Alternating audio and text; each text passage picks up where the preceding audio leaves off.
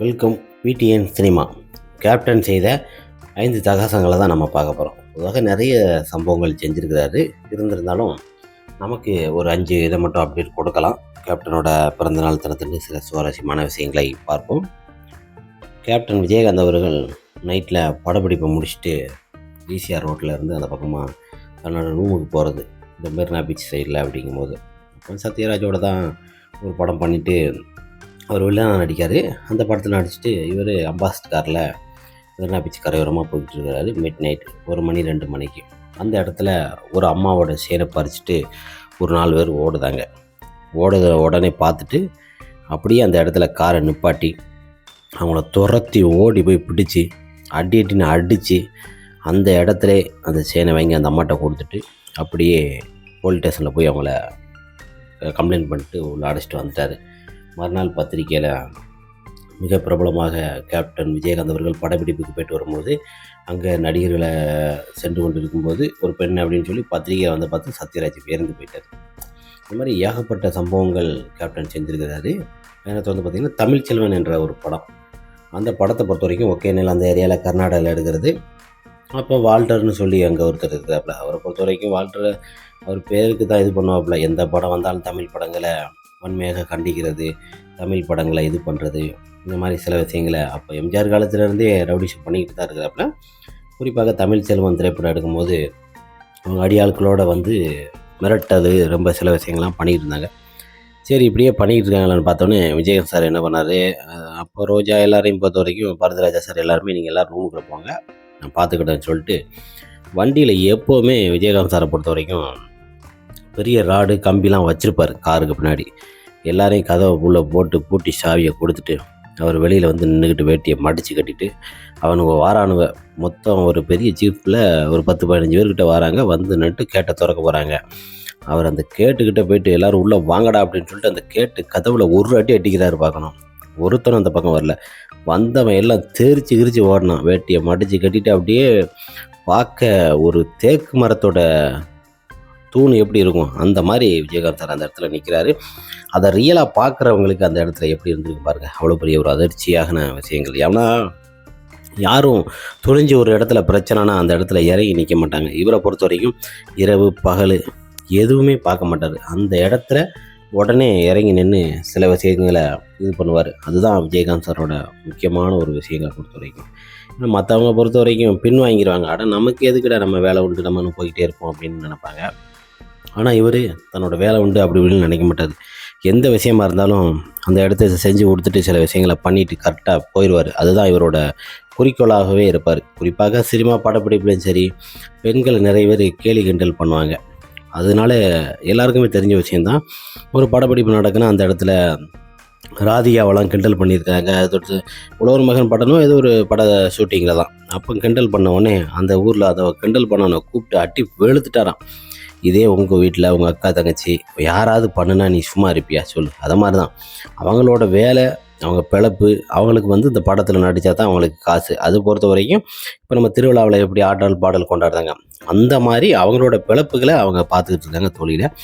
அந்த இடத்துல போய் நீ நக்கல் நையாண்டியா பேசலாமான்னு சொல்லி அடித்து பிடிச்சி வெளுத்து வாங்கிட்டார் விஜயகாந்த் சார். அந்த ஊர் மக்கள் வந்து யாரும் எதுவும் பேசலை. ஏன்னா பெண் விஷயம் அல்லவா. ஒரு பெண் இருக்க இடத்துல வந்துட்டு தேவையில்லாத வந்திகளை இது பண்ணி சில விஷயங்களை பண்ணும்போது யாராக இருந்தாலுமே அந்த இடத்துல தட்டி கேட்பாங்க.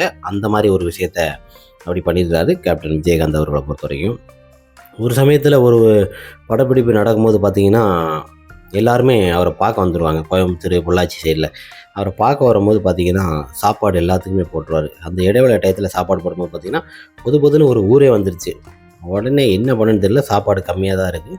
அப்போ லாரியில் வர சொல்லி நிறைய சாப்பாடை வெளியிலேருந்து எடுத்துகிட்டு வர சொல்லிட்டாரு. ஏன் சம்பளத்தில் நீங்கள் கம்மி பண்ணிக்கோங்க, அந்த சாப்பாடை ஃபுல்லாக வாங்கிட்டு வந்திருக்கு அப்படின்னு சொல்லிட்டு அங்கே வந்த எல்லாருமே ரசிகர் எப்படியுமே கேப்டனை பார்த்தா ஃபோட்டோ பிடிக்காமல் போக மாட்டாங்க. அவர் ஃபோட்டோ பிடிச்சி தான் போவாங்க. அந்த இடத்துல வந்த எல்லாருக்குமே சாப்பாடு தான். கறி, மீன், சிக்கன், மட்டன் இந்த மாதிரி நான்வெஜ்கள் அதிகமாக போடக்கூடியவர் கேப்டன் விஜயகாந்த் அவர் தான். இன்றைக்கி இண்டஸ்ட்ரியில் நிறைய பேர் பார்த்திங்கன்னா, நானும் சாப்பாடு போடுறேன், நானும் செய்கிறேன்னு சொல்லிட்டு நிறைய பேர் இந்த இந்த மீடியாக்கள் வந்ததுலேருந்து இன்ஸ்டா மற்றும் எல்லாம் ஃபேஸ்புக்கிலேருந்து எல்லாருமே பண்ணிகிட்டு இருக்காங்க. ஃபேஸ்புக்கு, ட்விட்டரு எந்த இதுலேயும் கேப்டன் கிடையாது. ஆனால் இல்லாத காலகட்டங்களிலே கேப்டனை பொறுத்த வரைக்கும் அவ்வளோ விஷயங்களை வாரி கொடுத்து மக்களுக்கு செஞ்சுருக்கிறாரு. ஒரு ஊரில் ஒரு மக்களுக்கு பிரச்சனை இல்லைனா எங்கேயாவது நிதி நிவாரணங்கள் என்றாலே கேப்டனை போய் தேடி போயிட்டாலே போதும், அந்த மக்களுக்கு என்ன வேணுமோ அப்படியே செஞ்சு கொடுப்பாரு. மற்றவங்களாரும் பார்த்திங்கன்னா சில விஷயங்களை பண்ணுவாங்க, பண்ண மாட்டாங்க. ஆனால் இவரை பொறுத்த வரைக்கும் அவங்களுக்கு என்ன வேணுமோ எல்லாத்தையும் செஞ்சு கொடுத்துட்டு தான் போவார். அப்படி ஒரு நல்ல மனிதர் கேப்டன் விஜயகாந்த் அவர்கள்.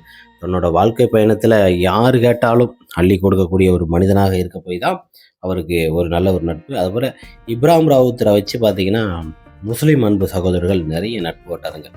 மதுரை, அதனை தொடர்ந்து எல்லா ஊர்களிலுமே, இங்கேன்னு கிடையாது, எல்லா ஊர்களிலுமே அவருக்கு நல்ல ஒரு பழக்க வழக்கங்கள் உண்டு. நம்ம ஏரியாவில் மட்டும் கிடையாது, எல்லா ஊர்களிலுமே பழக்கம் இருக்கிறதுனால, இப்ராஹிம் ராவுத்தர் இருக்கிறதுனால, முஸ்லீமோட ஃப்ரெண்ட்ஸ் அதிகமாக இருக்கனால 786ன்னு சொல்லி அவரோட கையில் மோதிரங்களும் பொறிக்கப்பட்டிருப்பார்.